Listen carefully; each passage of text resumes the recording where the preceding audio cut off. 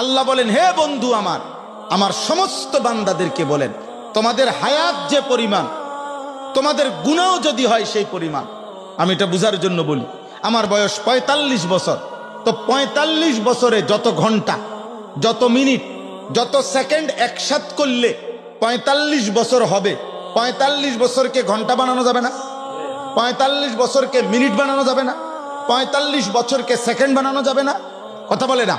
তো আল্লাহ বলে, বান্দা ৪৫ বছর যত ঘন্টা হয়, যত মিনিট হয়, যত সেকেন্ড হয়, যদি এই পুরা পুরা পূর্ণ ঘন্টা, মিনিট, সেকেন্ড শুধু গুনার গুনাহ, গুনার গুনাহ, একটা সেজদা নাই, একটা বার আমি আল্লাহকে ডাকো নাই, কিচ্ছু করো নাই আমল, শুধুই ৪৫ বছর সমপরিমাণ পূর্ণ গুনাহ।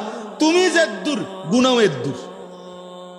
তোমার বয়স যে দূর, গুনারও কি এই পরিমাণ।